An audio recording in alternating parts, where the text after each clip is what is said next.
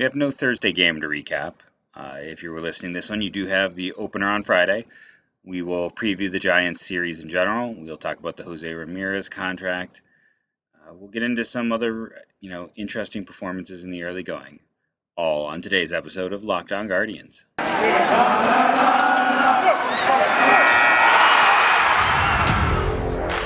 You are Locked On Guardians, your daily podcast on the Cleveland Guardians, part of the Locked On Podcast Network, your team every day.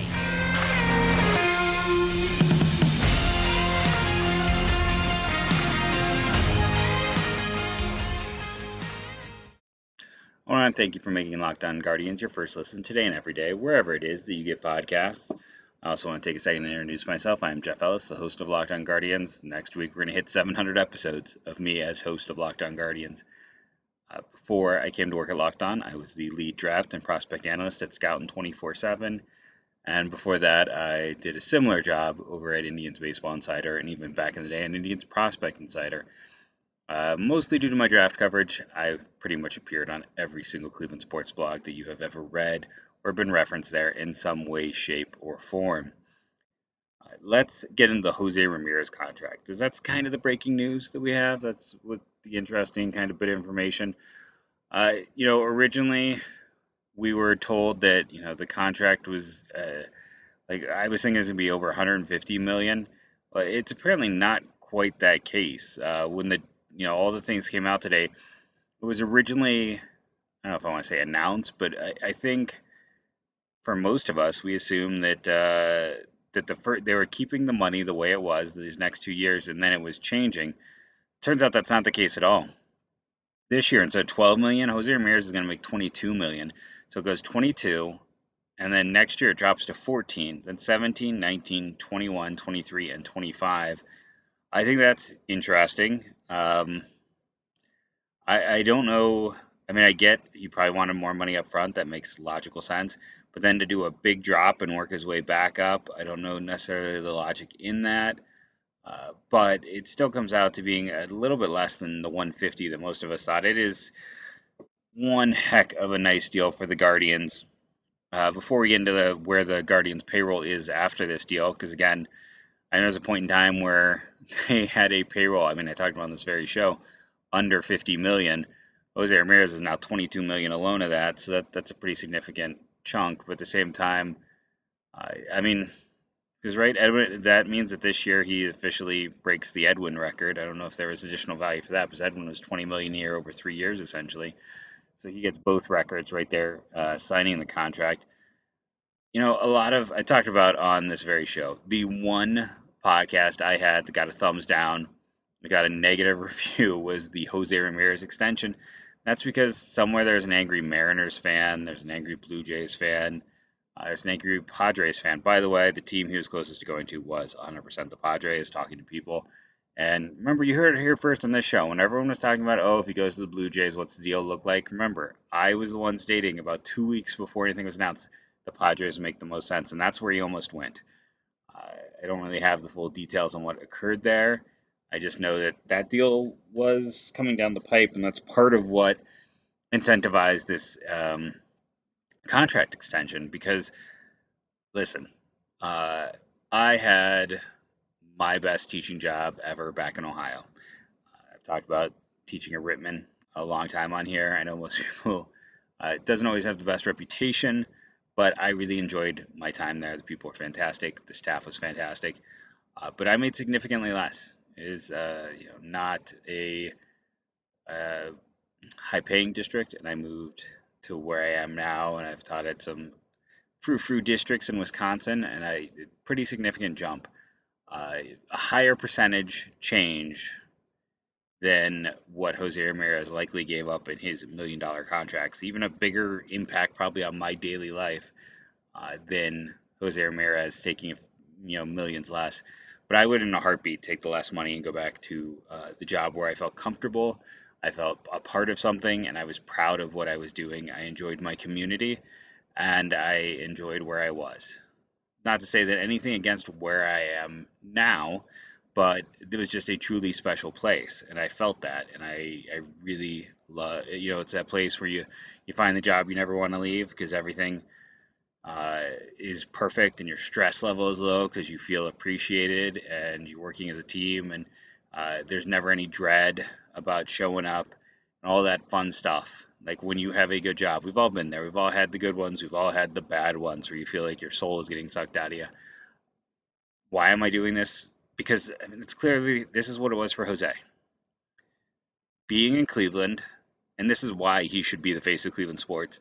Being in Cleveland was priceless for him. He didn't want to be traded. He did not want to go to San Diego.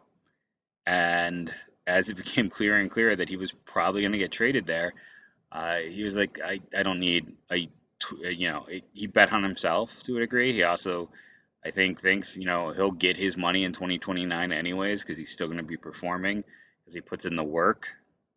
And he instead took the contract that would keep him in Cleveland. And what's hugely important is the full no trade. He doesn't want to go anywhere. He feels comfortable. Cleveland is his home. It's where he wants to be. He doesn't want to be anywhere else. He is repping Cleveland harder than any individual who plays any sport in Cleveland. This is where he wants to be, and he made it so it's impossible to trade him.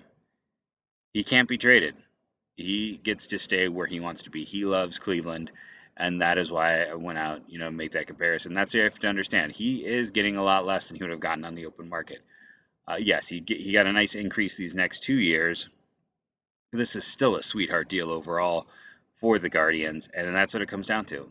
Yes, he's going to make $141 million. I think is the final count, which is a ton of money. If he had waited, he would have probably gotten close to 200 million in free agency. So he could have. I mean, he essentially $80 million left on the table, probably if not more.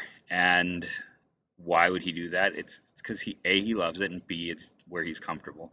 And there are things more valuable than money. Now I know, again, it is humorous. The fan bases that got very mad at me about like Jose. I mean, I was always upfront that they were not. I did not think they were going to trade him because of his value to the franchise. Now it got pretty close. I don't know if I can really brag that I had that right because I can tell you it got close. Um, if Jose doesn't call his agent that morning and be like, let's get this done, I want to stay, I'm not sure if Jose is a Guardian 6 hours later. The pieces were in place. It was going to be hassle and gore and more. I could never get a full compliment on that trade, and I never got confirmation on if Abrams was a part of it. But it was going to be like 5 or 6 pieces from the Padres. With Hassel and Gore, from what I understood, as kind of the centerpiece. I think they were not getting Abrams. They were getting pretty much everything else. San Diego had not nailed down Campesino as well. It was going to be, talking to someone tied to San Diego. He was like, it was going to be a trade where people would be really happy and really pissed off because of the cost of that trade. So let's talk a little bit about payroll here, as we're already talking about salary. So this $22 million jump means payroll jumped another 10 million for the Cleveland Guardians. So they are now up to 69 million. Listen, they're still in the poor category here. They're just the king of the poor category. At 69 million, that moves them up to 27th in payroll. Only teams behind them: Baltimore, Pittsburgh, Oakland, and the gap between them and Oakland is greater than the gap between them and Tampa and Miami. But still, Tampa and Miami are at 83 million. Imagine if the Guardians had an additional 14 million to spend on this team. The different, I mean, let's see. Right now, Wilson Contreras. It's kind of crazy that like we have games going on. Maybe this wasn't updated, but I swear I was looking at something today about Wilson Contreras and the ugly fight with him and the Cubs in salary arbitration. Yeah, I mean, this is from April 14th, today, that they remain far apart in arbitration talks. Like, it just, that's what boggles my mind, and I had to go back and check. It's like, we can be in the season and they could be playing, and Contreras doesn't have an official contract yet. Like, we don't know how much he's going to make, but he wanted 10.25, Cubs wanted 9. Um, I'm curious to see what he gets, but like there's part of that 14 million right there. And I still think, going out and getting Happen Contreras would just be a huge bonus to this Guardian squad. Naylor's not a sure thing. he gets called up. We'll see what they do. A good chance. I don't know. I mean, the obvious one is to send down Pilkington, but remember that also come May 1st, they're gonna have to cut this roster down by 2 spots. And there's a good chance, if the other guy I think for Naylor is Bobby Bradley, and then the question becomes when they have to move 2 more spots off, does Yu Chen Chang get cut? Again, I expect an angry Hiram in my mentions, but like he's not playing at all. He's not. So they're gonna have to figure something out. 69 million is it's better than the sub 50 we talked about a few weeks ago, and they did take that money and finally start doing extensions, which is absolutely necessary. But it's still not perfect. It's still not ideal. It's still a really low. Your bottom 4 team in payroll. That's still embarrassing overall. We're going to take the quick commercial break, come back, and profile this upcoming series and opening day in general against the San Francisco Giants.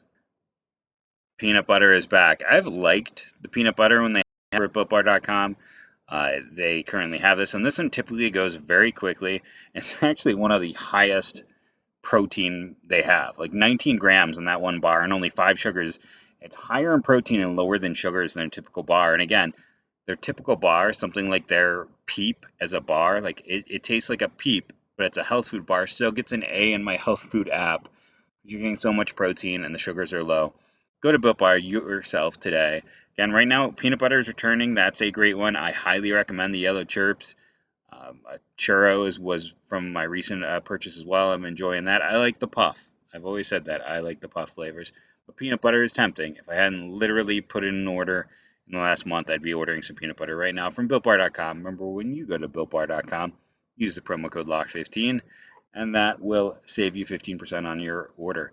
It is BuiltBar.com, promo code LOCKed15.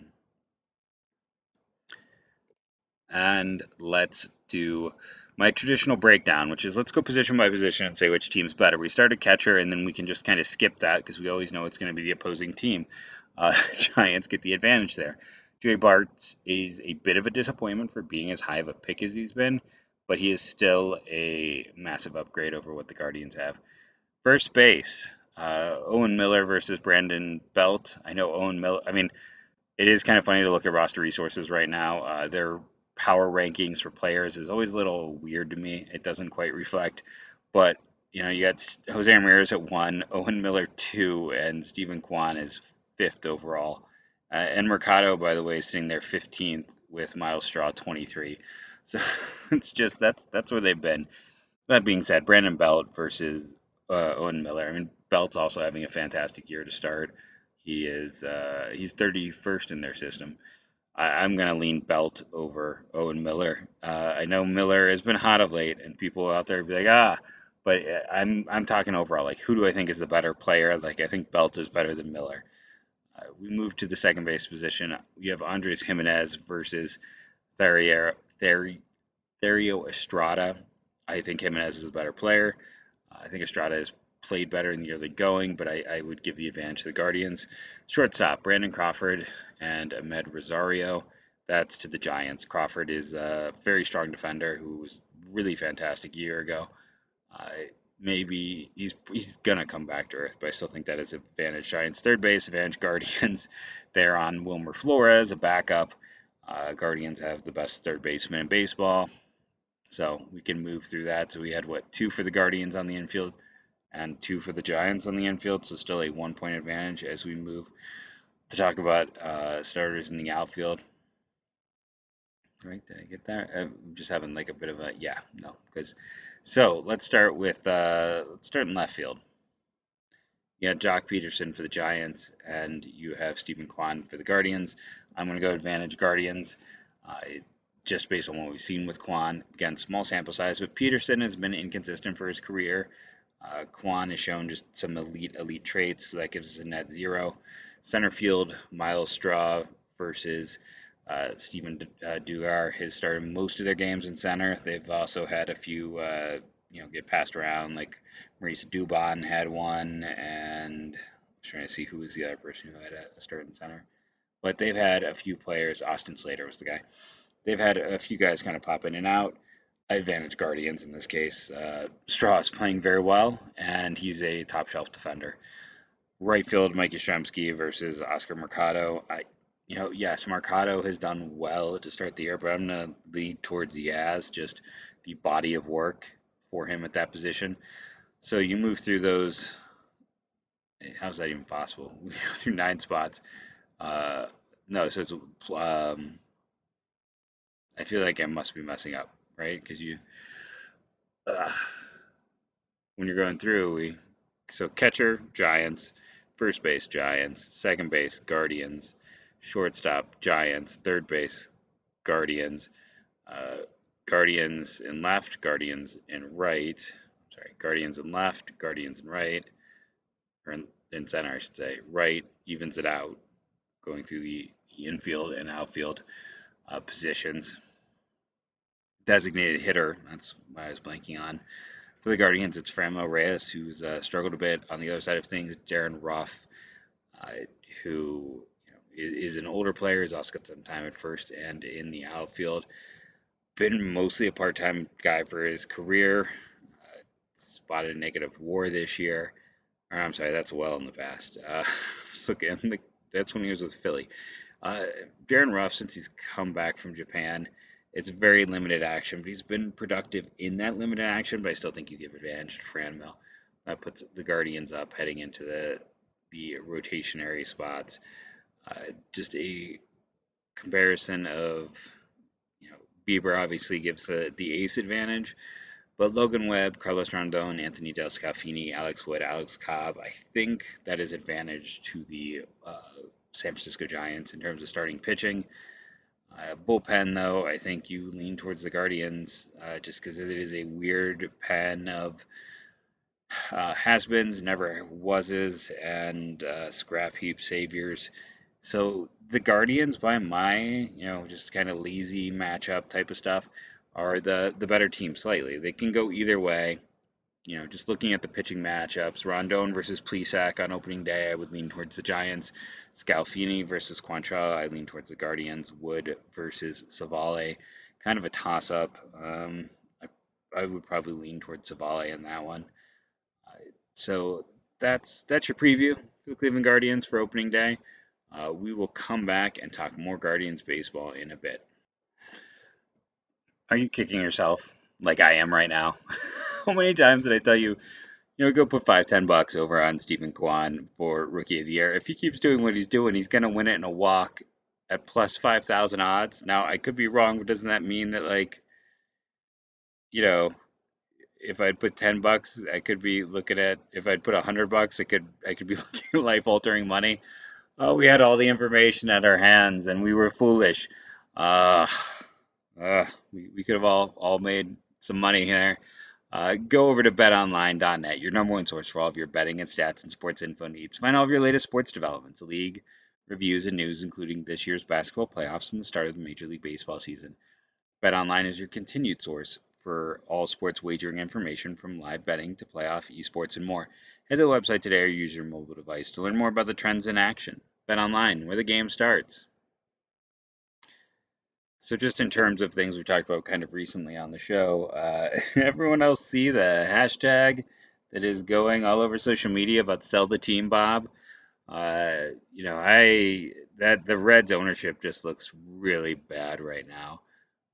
Nick Castellanos took a second to kind of kick them around in the past few days. Like I said, sell the team, Bob is a hashtag that is trending. It's even late at night and it's trending. It's past midnight my time, which means it's past 1 a.m. in the Eastern time zone. And yeah, way to go, Phil Castellini. You really united a fan base against you, which is something I talked about the moment I saw that was going to happen. Like, how can you be that dumb? Like, if we had some kind of Idiot of the Week award, it would be going to him in perpetuity. Ugh. So, I also want to take a second again and thank everyone for making Locked On Guardians your first listen today and every day, wherever it is you get podcasts. I want to thank everyone who's listening and or watching on the YouTubes. Uh, we're up over 150, which is fantastic. Getting closer and closer. I had I should give a thank you to at 68C Elliott. He's like, I'll probably never watch the show on YouTube, but I subscribed, and my response to that is great. All they care about is subscriptions in terms of getting us to that 1,000. So I will take what we can do. Uh, and also just talk about the podcast in general, just to get into the nitty gritty of it. Uh, this week, we've had like 3 episodes get very close to 1,000 downloads.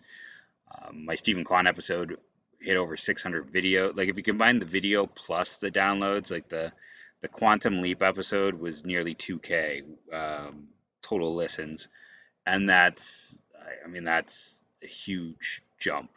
And then yesterday's podcast, I was kind of, or yeah, no, 2 days ago's podcast when they had is actually the biggest one. The Guardians scored 10 runs. So I just want to thank everyone out there who is helping out, doing their part, downloading daily, rating and reviewing, all those fun things. Uh, it's been a very fun week. It's really given me a lot more energy because we're we're having our best week, and that is really fun for me. Just to see us kind of exploding outwards like that on the show. So it's been a long time since I've done this, but people used to like the audio, like the insights, what all the data says about the listening audience. So I thought with no game today, perfect time to reach back and talk about exactly like who is listening and that type of information. So roughly, is that 61% of our audience comes from Apple in some form or another. Uh, I mean, I'm not like my what I use doesn't even appear on our top 10 here. Uh, Downloads. Now, this I believe is like just total downloads overall. So it's we are definitely as a podcast. Most of you are Apple listeners. Spotify comes in two, and unknown is third. United States is the number one country for this show. United Kingdom is second, and the Dominican Republic is third, barely edging out Canada by 4 downloads. So Canada's at 4, Australia is 5. We always do well in China. Like whenever I get the list from Chartable, like we're always a top 10 baseball podcast in China. So thank you to the Chinese listening audience. I mean, thank you to all of our listening audiences, but that's the one where I'm consistently the highest rated overall. Also pairing Australia, South Africa, Spain, and Netherlands in the top 10. This is I wanted to pull up the individual states as well. We talked about that in the past. It was kind of funny to. That's right. I think if 94% of all of our downloads though are just from the United States. So I believe if I come here and zoom in, it'll show me the individual state breakdowns. Come on, you used to do that. Let me pause this and play so we can have some fun. So how did things break down in the last 90 days? In the United States, Ohio is the number one state. It is 43% of our downloads overall. Number two state is California. If you remember back in the day, it's been a while. When I last did this, there was this weird point in time where North Carolina was out downloading Ohio.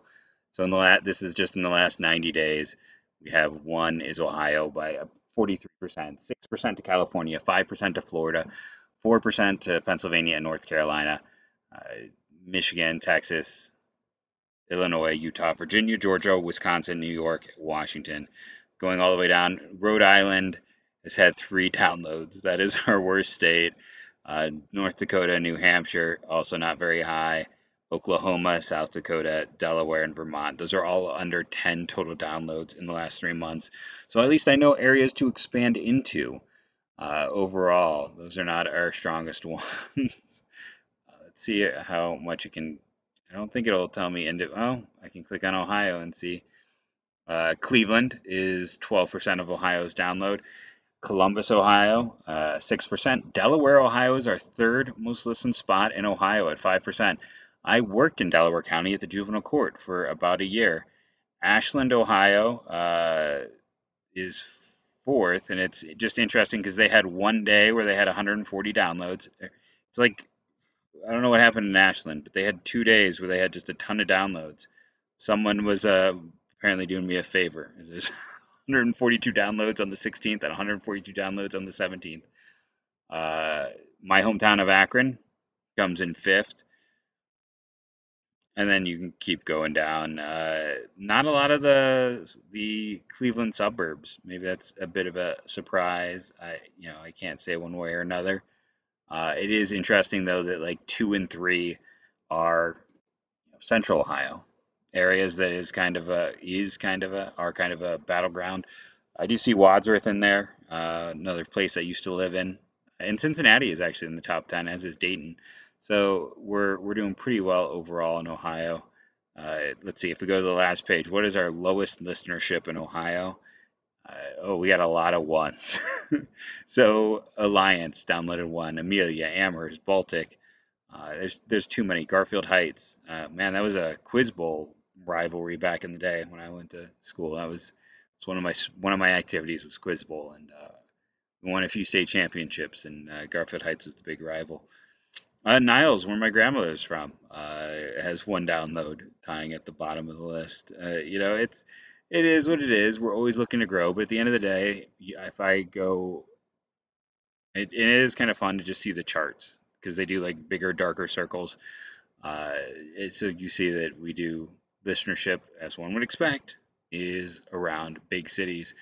Overall, how is the show doing? I've done the call to action. I want to thank everyone because comparing it to last month, March 1st through 15th, we're up 130%. So that is all thanks to the listening audience.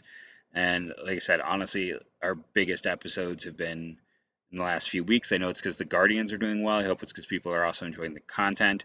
YouTube has, again, been a very nice thing for me because it's introduced to a whole new crowd of people to interact with. New people are finding the show, and just a new way to feel like it's being successful. Well, here we are, the Guardians. And you just heard me open the YouTube page and have some background. We're up to 154 subscribers. So it's a little bit of behind the baseball of the podcast. Just some fun with the geolocations, where people are listening, uh, that type of stuff. Like I said, let me know what you think. Do you want more of that? Do you want less of that? I honestly haven't done that, I think, in about a year and a half. So it's been a very long time.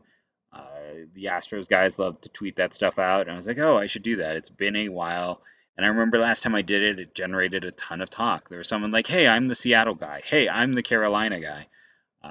Because that was, it might have been even honestly like in my first year doing the podcast. It might be like it's probably 2019 or 2020 was honestly the last time we sat back and just got into that. And it's changed so much since then. That was back when it was an 18-minute podcast. We only did 2 segments, and half the network was not filled. Very different times.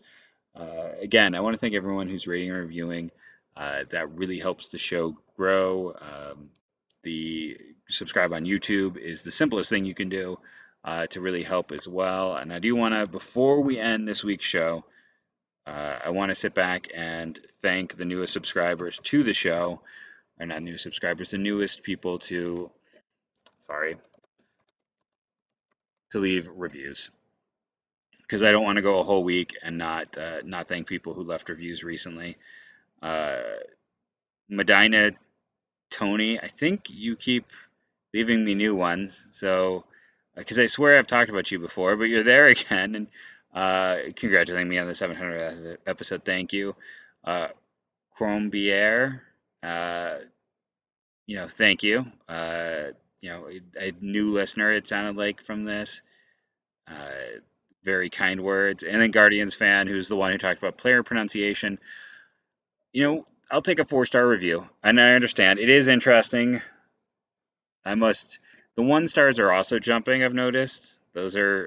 It's now like 5-star, 4-star, and then the 1 stars. So some people are not as happy. The written reviews outside of still, there's the one person who left a negative review about disliking Austin Riley, and then uh, the person from a year ago who did personal attacks.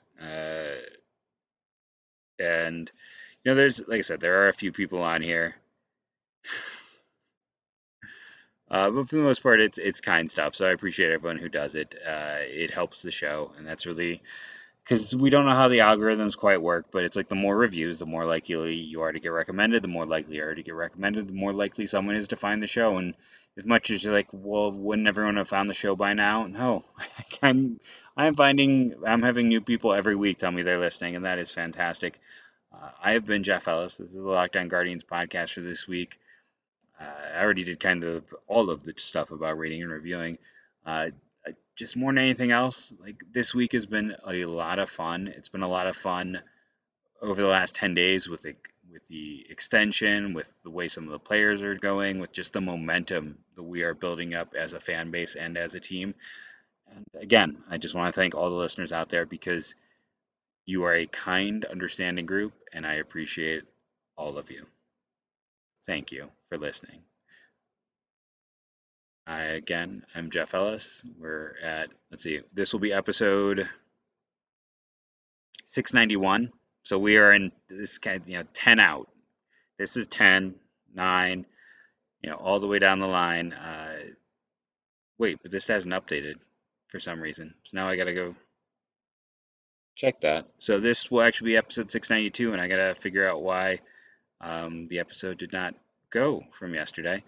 That's annoying, but and do me that favor. If an episode doesn't drop, please message me on my Twitter at JeffMLBDraft. I'm betting it got mislabeled in the app and didn't release at the right time. It's probably releasing now. But yeah, I've been Jeff Ellis, and I want to thank you again all. Oof, it's late. I'm rambly. It's the end of the show. And as I end every show, go Guardians, go.